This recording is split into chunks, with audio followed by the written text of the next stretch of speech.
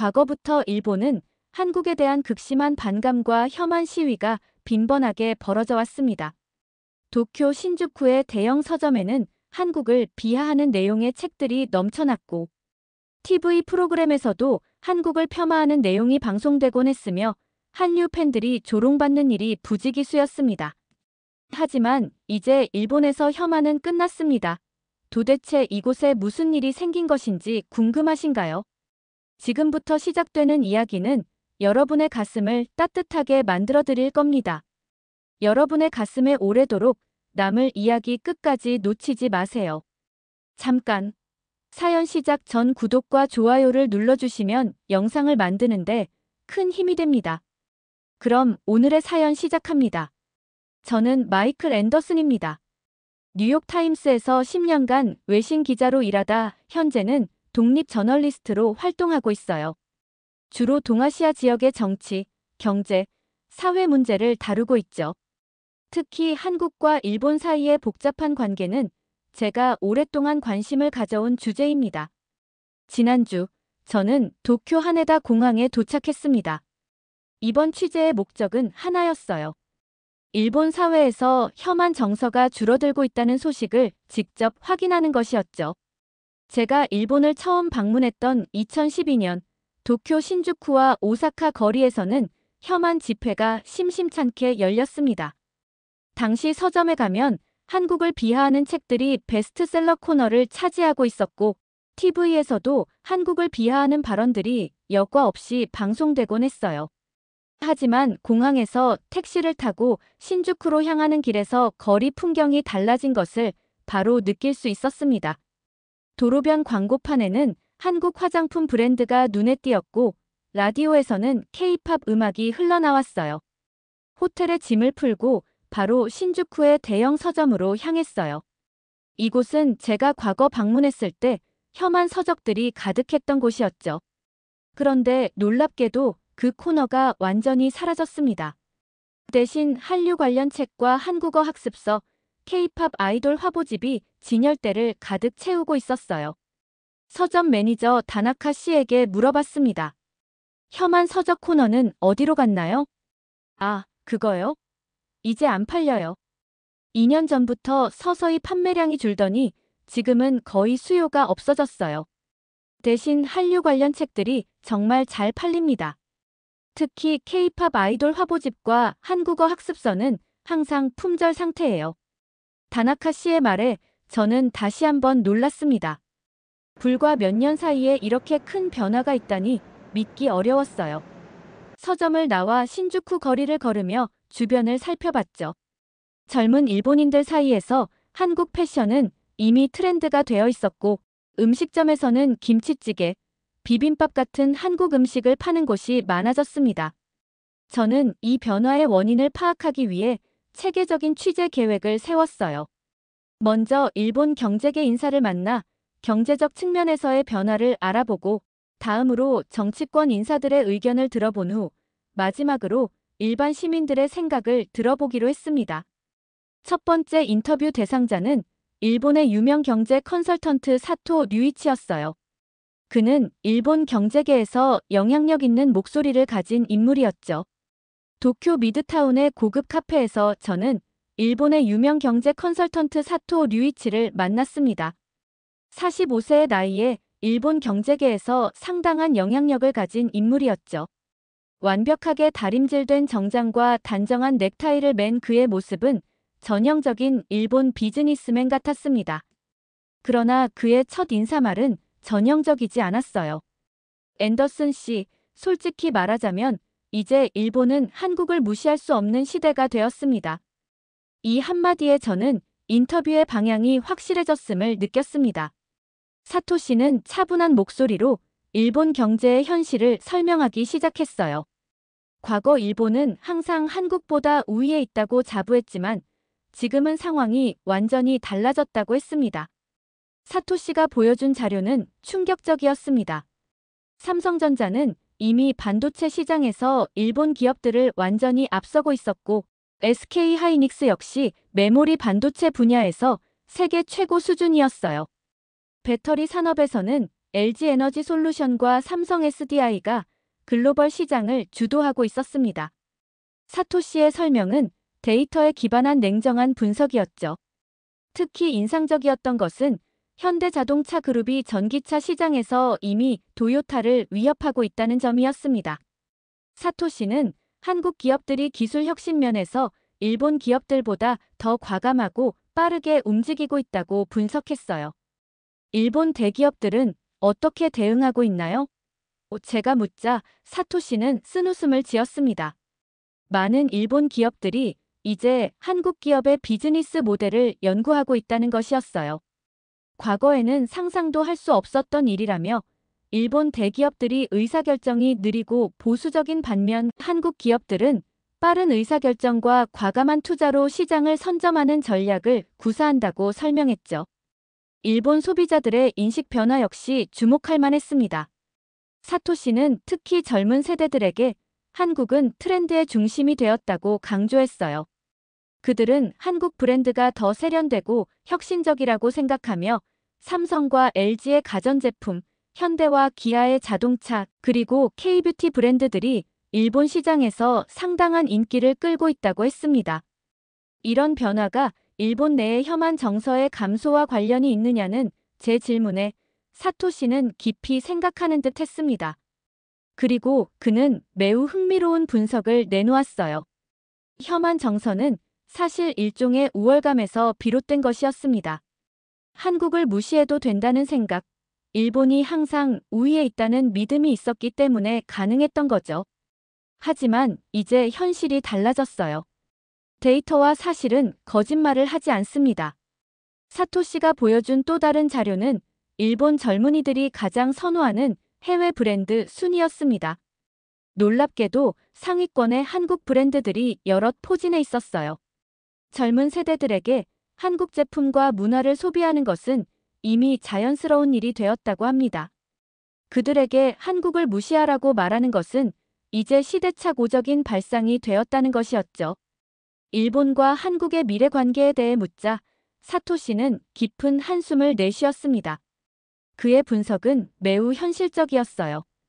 저는 일본이 한국과 협력할 수밖에 없는 현실에 직면했다고 봅니다. 글로벌 시장에서 중국의 부상과 미국의 압박 속에서 일본과 한국은 서로 협력해야만 생존할 수 있어요. 경제적 측면에서 양국은 경쟁자이기도 하지만 동시에 중요한 파트너라는 사토시의 말에서 저는 일본 경제계의 현실적인 시각을 엿볼 수 있었습니다. 가장 인상적이었던 것은 사토시의 마지막 분석이었어요. 과거에는 일본이 항상 한국의 모델이었지만 이제는 한국이 일본의 모델이 되고 있습니다. 특히 디지털 전환, 콘텐츠 산업, 글로벌 마케팅 전략 등에서 일본은 한국에게 배울 점이 많아요. 카페를 나오면서 저는 사토시의 말을 곱씹었습니다. 그의 분석은 단순한 트렌드 변화가 아니라 일본 사회의 근본적인 변화를 보여주는 것이었어요. 일본 경제계에 영향력 있는 인사가 한국을 무시할 수 없는 시대라고 공개적으로 인정한다는 것은 큰 의미가 있었습니다. 이것은 단순한 개인의 견해가 아니라 데이터와 현실에 기반한 일본 경제계의 인식 변화를 반영하는 것이었죠. 저는 다음 인터뷰 대상자인 일본의 극우 정치인 이토 카즈야를 만나야겠다고 생각했습니다. 과거 가장 강력한 혐한 발언을 일삼던 인물이 지금은 어떤 생각을 하고 있을지 궁금했어요. 경제 전문가의 시각이 아닌 정치인의 관점에서 이 변화를 어떻게 바라보고 있을지 기대가 되었습니다. 다음 날 아침, 저는 일본 국회 근처의 한 전통 찻집에서 일본의 극우 정치인 이토 카즈야를 만났습니다. 56세의 이토 의원은 과거 가장 강력한 혐한 발언으로 언론의 주목을 받았던 인물이었죠. 그는 예전에 한국은 일본의 식민지배 덕분에 발전할 수 있었다라는 발언으로 큰 논란을 일으키기도 했습니다. 이토 의원은 정확히 약속 시간에 도착했습니다. 단정한 양복 차림에 예의 바른 인사를 건네는 그의 모습은 제가 예상했던 것과는 달랐어요. 과거 TV에서 본 그의 격렬한 발언과는 사뭇 다른 차분한 모습이었습니다. 차를 마시며 처음에는 일반적인 정치 이야기로 시간을 보냈습니다. 이토 의원은 일본 정치의 현안과 자신의 정치적 견해를 설명하는데 많은 시간을 할애했어요. 그러다 제가 본론으로 들어가자 이토 의원의 표정이 미묘하게 변했습니다. 최근 일본에서 혐한 정서가 약화되고 있다는 제 질문에 그는 잠시 침묵했다가 한국이 일본을 넘었다는 건 허상입니다라고 답했어요. 일부 분야에서는 한국이 선전하고 있지만 전체적으로 일본의 경제력과 기술력은 여전히 한국을 앞서고 있다는 주장이었습니다. 그러나 그의 말에는 과거의 확신이 느껴지지 않았어요. 반도체나 배터리 같은 첨단 산업에서 한국 기업들이 일본을 앞서고 있다는 구체적인 사례를 제시하자 이토 의원은 생각을 정리하는 듯 했습니다. 놀랍게도 그는 일부 산업에서 한국이 앞서가는 것은 사실입니다라고 인정했어요. 다만 그것이 일본의 총체적 열세를 의미하지는 않으며 일본은 여전히 많은 분야에서 우수한 기술력을 가지고 있다고 강조했습니다. 이토 의원의 이런 반응은 그가 과거 한국에 대해 취했던 강경한 태도와는 확연히 달랐어요. 그는 한국의 성과를 완전히 부정하지는 않았지만 여전히 일본의 우위를 강조하고 싶어하는 모습이었습니다. 우리의 대화는 점차 정치적 측면으로 확장되었어요. 과거 그가 정치적으로 혐한 감정을 활용했던 것에 대해 묻자 이토 의원은 잠시 창밖을 바라보더니 조심스럽게 답변했습니다. 과거 특정 시기에는 그런 발언이 일본 국민들의 지지를 얻는데 효과적이었다고 인정하면서도 정치는 항상 변화하는 것이고 정치인은 그 변화에 적응해야 한다고 설명했어요. 그의 말은 직접적인 인정은 아니었지만 혐한 정서를 정치적으로 이용했다는 것을 우회적으로 시인하는 것처럼 들렸습니다. 현재 일본 정치에서 한국에 대한 강경한 입장이 여전히 유효한 전략인지에 대한 질문에 이토 의원의 대답은 매우 현실적이었어요. 그는 지금은 경제 협력이 더 중요한 시대라고 강조했습니다. 특히 중국의 부상과 미국의 압박 속에서 일본과 한국은 서로 협력해야 할 부분이 많다는 것이었죠. 그는 이것이 정치적 성향과 관계없이 인정해야 할 현실이라고 말했습니다. 이토 의원과의 인터뷰를 통해 저는 일본 극우 세력의 변화를 엿볼 수 있었어요. 그들은 여전히 한국을 경쟁자로 인식하고 일본의 우위를 주장하지만 과거와 같은 노골적인 혐한 발언은 자제하고 있었습니다. 이는 단순히 그들의 마음이 바뀐 것이 아니라 정치적, 경제적 현실이 변했기 때문이었죠. 인터뷰 중반 젊은 일본인들이 한류에 열광하는 현상에 대한 생각을 물었을 때 이토 의원의 표정이 잠시 굳었다가 이내 부드러워졌어요. 그는 젊은이들의 취향을 정치적으로 판단할 수 없다며 그들이 한국 문화를 즐기는 것은 그들의 자유라고 말했습니다. 다만 일본의 전통 문화와 가치도 소중히 여겼으면 한다는 바람을 덧붙였어요. 이런 수용적인 태도는 과거 그가 한류는 일본 문화를 오염시키는 것이라고 비난했던 것과는 큰 차이가 있었습니다. 인터뷰를 마무리하며 미래의 한일 관계에 대한 전망을 물었습니다. 이토 의원은 복잡한 역사적 문제가 있지만 경제적으로는 두 나라가 협력할 수밖에 없을 것이라고 전망했어요. 그는 정치적 갈등과 경제적 협력이 공존하는 관계가 될 것이라고 예측했습니다. 차를 마시며 이토 의원과의 인터뷰를 정리해보니 한 가지 결론이 명확해졌어요. 일본에서 혐한이 사라진 것이 아니라 일본 정부와 정치권이 혐한을 더 이상 이용할 필요가 없어진 것이었습니다. 경제적 현실과 국제 정세의 변화 속에서 한국과의 협력은 불가피한 선택이 되었고 이는 극우 정치인들조차 인정할 수밖에 없는 현실이었어요. 찻집을 나서며 저는 생각했습니다. 혐한 정서의 약화는 일본 사회의 근본적인 변화라기보다는 현실적 필요에 의한 적응이었을지도 모릅니다. 그렇다면 이러한 변화는 얼마나 깊고 지속적일까요? 이 질문에 답하기 위해 저는 일본 사회의 다양한 목소리를 더 들어볼 필요가 있었습니다. 도쿄의 시노쿠보 거리는 일본 내에 한국 문화의 중심지로 불립니다. 한국 음식점, 화장품 가게, K-팝 굿즈숍이 즐비한 이곳은 과거 혐한 시위가 자주 벌어지던 곳이기도 했어요. 저는 일본 사회의 변화를 직접 체감하기 위해 주말 오후 시노쿠보를 찾았습니다. 거리는 활기찼습니다. 한국 아이돌 노래가 상점에서 흘러나오고 젊은 일본인들이 한국 음식점 앞에 줄을 서 있었어요. 한국 화장품을 파는 가게마다 손님들로 북적였고 한국어로 된 간판들이 거리를 화려하게 수놓고 있었습니다. 취재를 위해 저는 한 한국 카페에 자리를 잡고 주변 상황을 관찰했어요. 마침 제 옆 테이블에는 젊은 일본 여성들이 앉아 있었는데 의상이 어딘지 한국의 한복을 연상시키는 의상이었습니다. 그들은 한국 드라마와 케이팝 아이돌에 대해 열정적으로 대화를 나누고 있었어요. 그들의 휴대폰 케이스와 가방에는 한국 아이돌 스티커가 붙어 있었고 테이블 위에는 한국 브랜드 음료가 놓여 있었습니다. 그때 카페 입구 쪽에서 소란이 일어났어요. 50대로 보이는 일본 남성이 큰 목소리로 무언가를 말하고 있었습니다.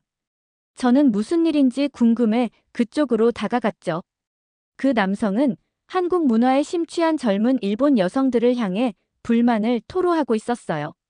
일본인이 왜 한국 것에 열광하는 거냐? 일본인으로서 부끄럽지 않냐고. 그는 목소리를 높였습니다. 젊은 여성들은 당황한 표정으로 서로를 바라보며 어쩔 줄 몰라 했어요. 그런데 놀랍게도 젊은 일본 남성이 그 50대 남성 앞에 나섰습니다. 20대 중반으로 보이는 그 청년은 차분하지만 단호한 어조로 말했어요. 선생님, 이제 그런 말은 시대에 뒤떨어졌습니다. 문화에는 국경이 없어요. 한국이든 미국이든 좋은 것은 인정하고 즐기는 게 맞는 거 아닐까요?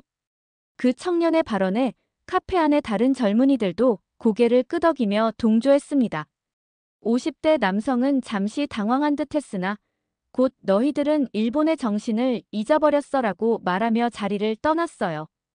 이 짧은 에피소드를 지켜보며 저는 일본 사회의 세대 간 인식 차이를 생생하게 목격했습니다. 과거에는 혐한 발언이 공공장소에서 별다른 저항 없이 받아들여졌다면 이제는 그런 발언에 공개적으로 반대하는 목소리가 커지고 있었어요. 저는 방금 그 상황에 개입했던 젊은 일본 남성에게 인터뷰를 요청했습니다. 그의 이름은 야마모토 켄타, 26세의 대학원생이었어요. 야마모토 씨는 평소 생각을 솔직하게 털어놓았습니다. 그에 따르면 젊은 세대에게 한국 문화 소비는 특별한 정치적 의미 없이 그저 자연스러운 일상이 되었다고 해요. 저희 세대는 인터넷을 통해 다양한 문화를 접하며 자랐어요. 한국이든 미국이든 좋은 콘텐츠는 국적과 관계없이 즐깁니다. 저는 한국 드라마와 일본 애니메이션을 똑같이 좋아해요. 야마모토 씨는 혐한 정서가 주로 기성세대, 특히 정보의 다양성이 제한된 채널에서만 소식을 접하는 사람들 사이에서 강하게 남아있다고 얘기했습니다. 반면 젊은 세대들은 직접 한국 제품을 사용해보고 한국 문화를 경험하며 편견 없이 판단하는 경향이 있다고 해요. 예전에는 한국 제품은 일본 것을 베꼈다는 말을 많이 들었어요. 하지만 직접 사용해보니 품질도 좋고 디자인도 세련되었더라고요. 이제는 오히려 한국 스타일이 유행이 되었습니다. 야마모토 씨에 따르면 일본 젊은이들 사이에서 한국어를 배우는 것도 인기가 많아졌다고 합니다. 그는 자신도 한국어 앱으로 기초적인 회화를 공부하고 있다며 이것이 특별한 일이 아니라 자신의 친구들 중 상당수가 한국어에 관심을 갖고 있다고 말했어요. 시노쿠보 거리를 더 걸으며 저는 여러 상점 주인들과도 대화를 나눴는데 한 일본인 가게 주인은 5년 전만 해도 혐한 세력의 시위 때문에 영업에 어려움을 겪었다고 했어요. 하지만 지금은 그런 시위가 거의 사라졌고 오히려 한국 관련 상품이 잘 팔려 매출이 크게 늘었다고 합니다. 요즘은 일본 전역에서 손님들이 찾아옵니다. 주말이면 지방에서도 시노쿠보의 한류 문화를 경험하러 와요. 혐한 시위? 이제는 옛날 이야기가 되었어요. 해가 저물어갈 무렵, 저는 시노쿠보 거리의 벤치에 앉아 생각에 잠겼습니다. 오늘 목격한 사건은 단순한 우연이 아니었어요. 그것은 일본 사회에서 일어나고 있는 더 큰 변화의 일부였습니다. 과거에는 혐한 발언이 어떤 저항도 없이 받아들여졌다면 이제는 그런 발언에 공개적으로 반대하는 목소리가 더 커지고 있었어요. 젊은 세대들에게 한국 문화 소비는 정치적 선택이 아닌 일상의 자연스러운 부분이 되었습니다. 그들은 한국과 일본의 복잡한 역사적 관계보다는 현재 자신들이 경험하는 문화의 가치에 더 관심을 두고 있었어요. 이런 현상은 단순한 유행을 넘어 일본 사회의 인식 변화를 보여주는 중요한 지표였습니다. 다음 날, 저는 일본 기업들이 이러한 변화에 어떻게 대응하고 있는지 알아보기 위해 도쿄의 대형 백화점과 기업들을 방문하기로 했습니다. 비즈니스 세계에서도 혐한 정서의 약화가 실질적인 변화로 이어지고 있는지 확인하고 싶었어요. 다음 날 아침, 저는 도쿄의 대표적인 상업지구인 긴자를 방문했습니다. 화려한 네온사인과 세계적인 명품 브랜드 매장이 즐비한 이곳은 일본 소비 트렌드의 최전선이라 할 수 있어요. 특히 오늘 제가 방문하려는 곳은 일본의 유서 깊은 대형 백화점인 미츠코시였습니다. 백화점 입구에 들어서자마자 눈에 띄는 광고판이 있었어요. 신규 오픈, 서울의 맛과 분위기를 그대로. 1층 중앙에 위치한 이 카페는 개점 2달 만에 미츠코시의 인기 명소가 되었다고 합니다. 호기심에 이끌려 카페로 향했습니다. 카페 내부는 한국의 모던한 디자인 요소를 곳곳에 적용했고 메뉴판에는 다양한 한국식 음료와 디저트가 있었어요. 가장 인기 있는 메뉴는 한강 달고나 라떼와 제주 녹차 빙수였습니다. 놀랍게도 평일 오전임에도 카페는 손님들로 가득 차 있었어요. 저는 미츠코시 백화점의 마케팅 책임자인 스즈키 아키라를 만나기로 약속이 있었습니다. 스즈키 씨는 50대 초반의 경력 많은 비즈니스맨으로 20년 넘게 일본 유통업계에서 일해온 전문가였어요. 스즈키 씨는 우아한 정장 차림으로 카페에 도착했습니다. 그는 이 한국식 카페가 백화점 전체의 방문객 수를 15% 이상 증가시켰다며 대화를 시작했어요. 솔직히 처음에는 반신반의했습니다. 일본에 이미 많은 카페가 있는데 굳이 한국식 카페가 성공할까 의문이었죠. 하지만 결과는 놀라웠어요.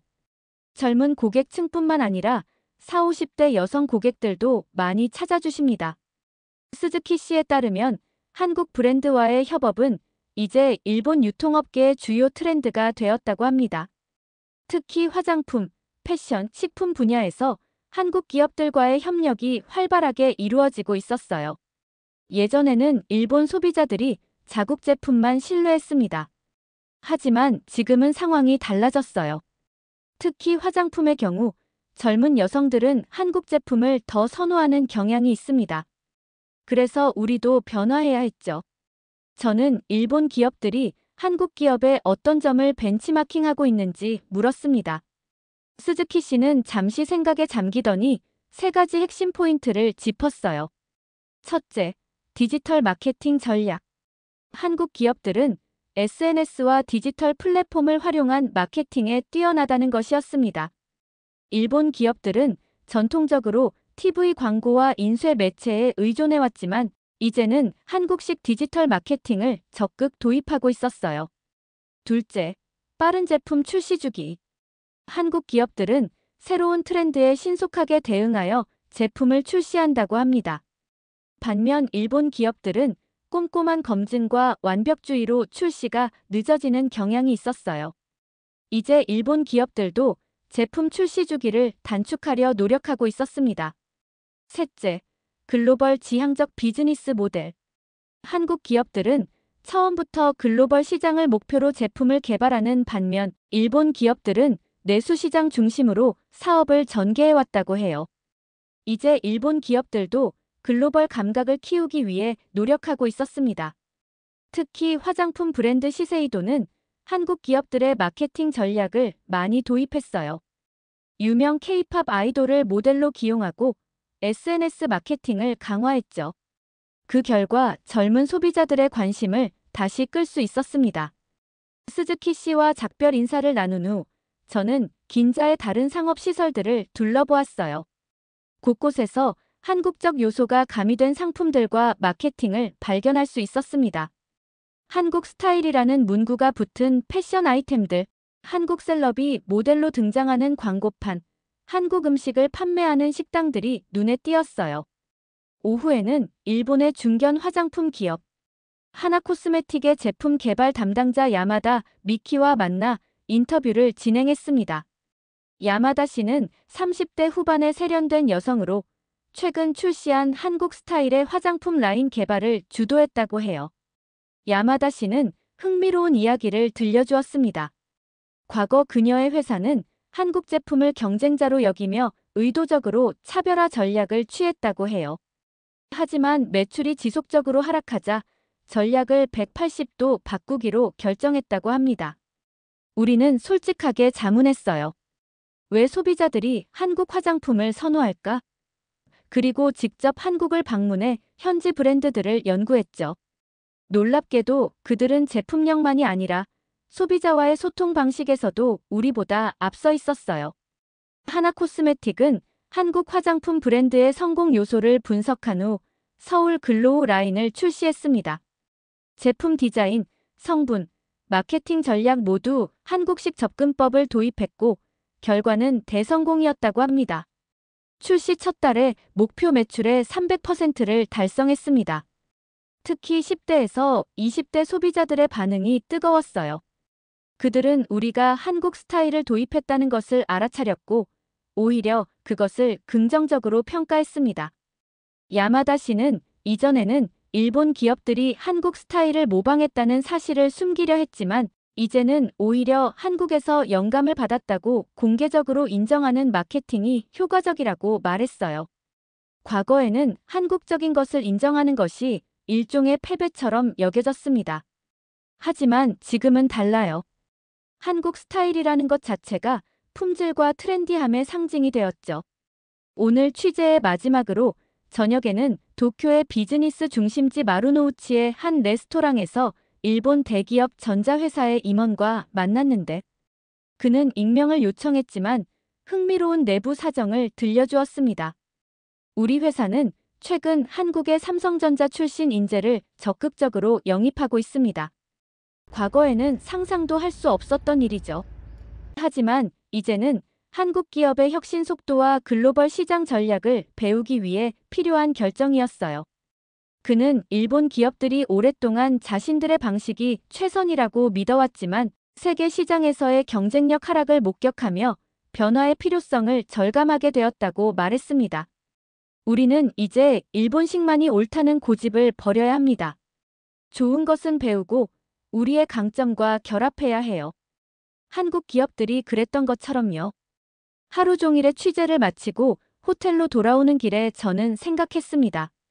일본 기업들의 변화는 단순한 비즈니스 전략의 변화를 넘어 일본 사회 전체의 인식 변화를 반영하는 것이었어요.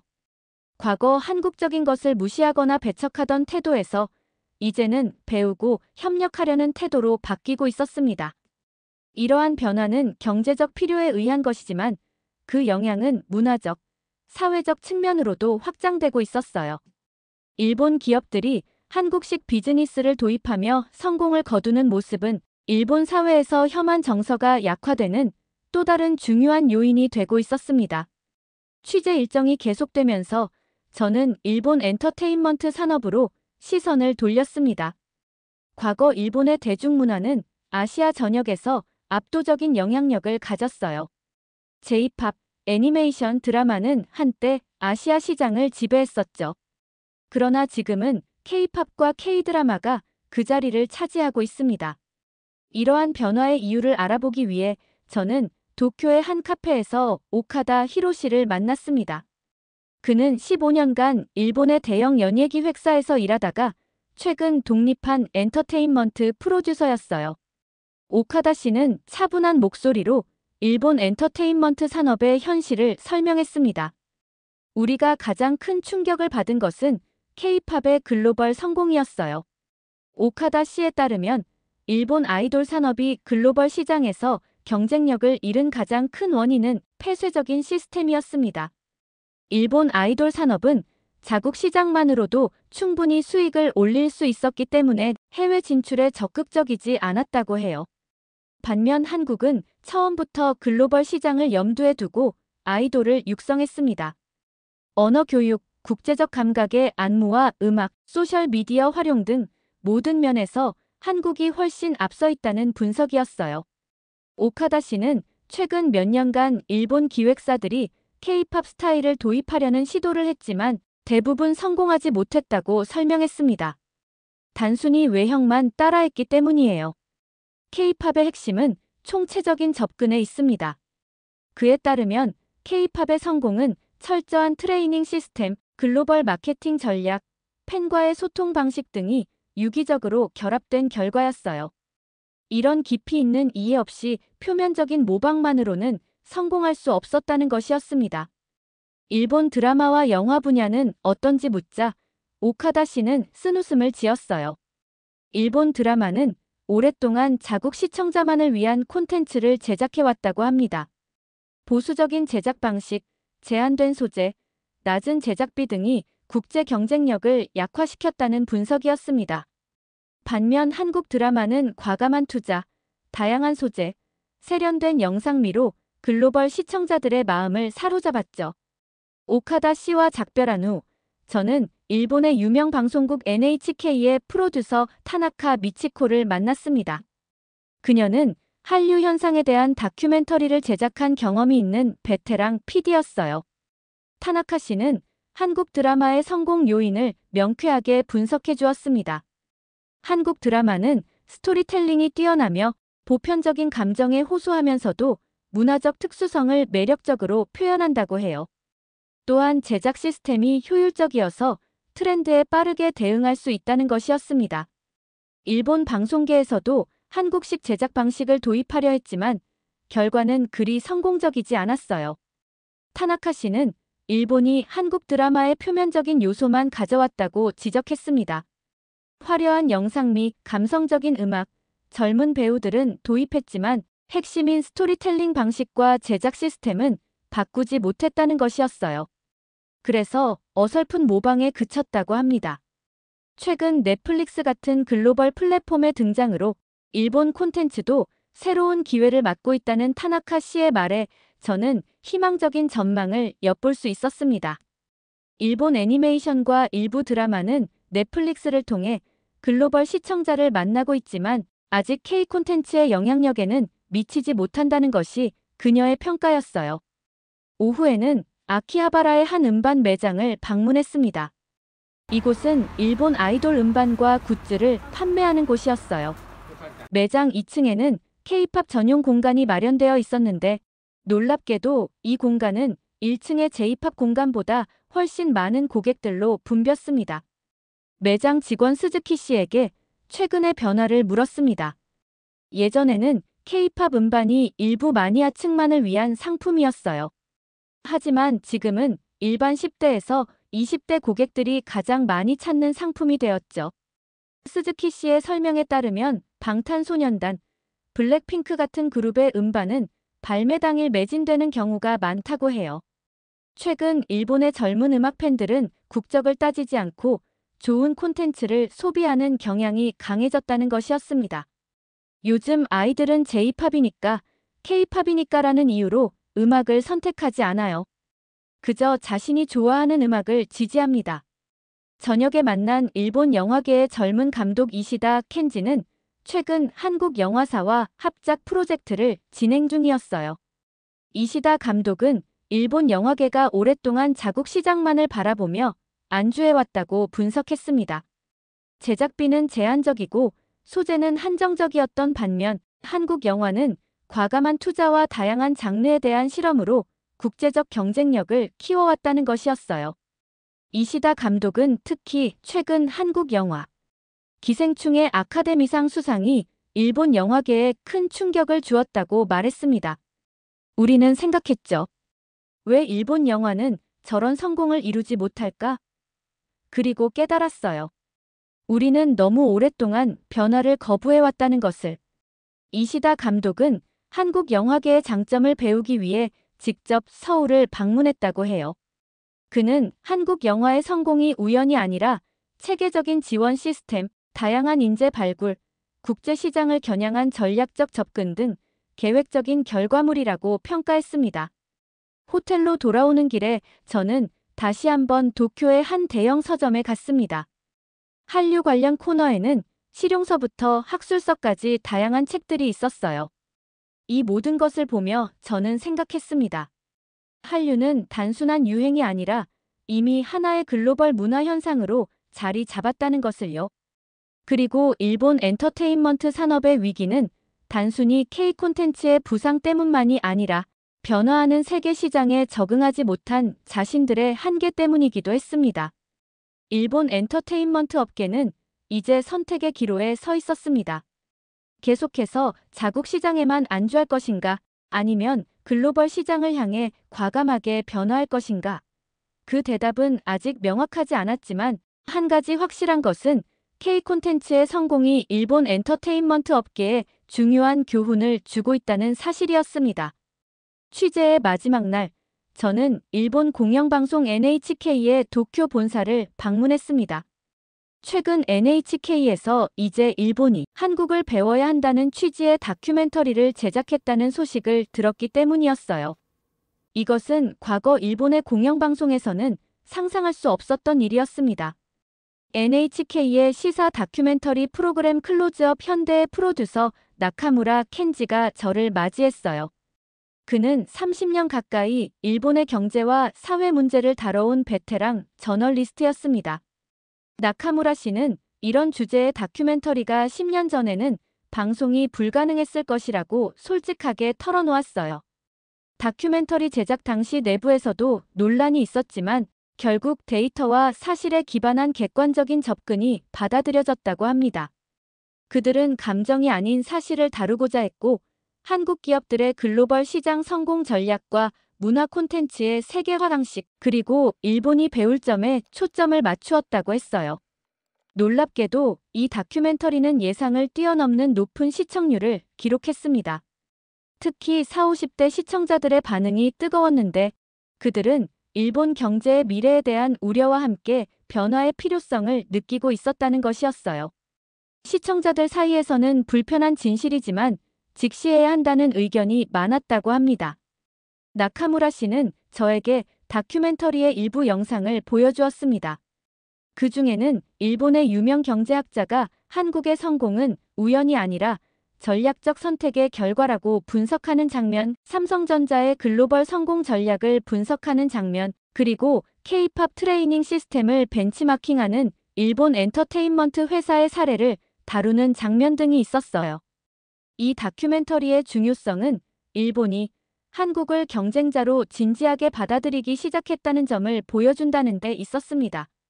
나카무라 씨와의 인터뷰를 마친 후 저는 도쿄 대학교의 국제관계학 교수인 와타나베 히로시를 만났습니다. 그는 한일 관계를 오랫동안 연구해온 전문가였어요. 와타나베 교수는 일본 사회가 한국을 바라보는 시각의 변화를 역사적 맥락에서 설명해 주었습니다. 과거 일본은 한국을 경제적, 문화적으로 하위에 있는 나라로 인식했고 이런 인식이 혐한 정서의 바탕이 되었습니다. 그러나 지금은 많은 분야에서 한국이 앞서가고 있고 이러한 현실이 일본 사회의 인식을 바꾸고 있다는 것이었어요. 와타나베 교수는 특히 젊은 세대의 변화가 두드러진다고 지적했습니다. 디지털 네이티브 세대는 인터넷을 통해 다양한 정보에 접근하면서 과거의 편견에서 벗어나고 있었어요.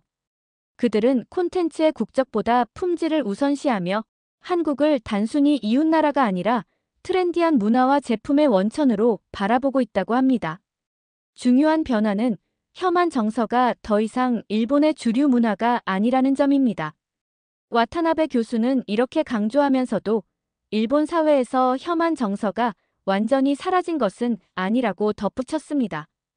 특히 정치적, 역사적 이슈가 불거질 때마다 갈등의 소지는 여전히 남아있지만 경제적 현실과 문화적 교류가 부정적 감정보다 더 강력한 영향력을 발휘하고 있다는 것이었어요. 이 취재의 마지막으로 저는 일본의 유명 경영 컨설턴트 모리 다이스케를 만났습니다. 그는 여러 일본 기업들에게 글로벌 전략을 조언해온 전문가였어요. 모리 씨는 일본 기업들이 한국 기업들을 벤치마킹하는 현상에 대해 이야기했습니다. 과거에는 상상할 수 없었던 이 변화는 일본 비즈니스 세계의 패러다임 전환을 의미한다고 해요.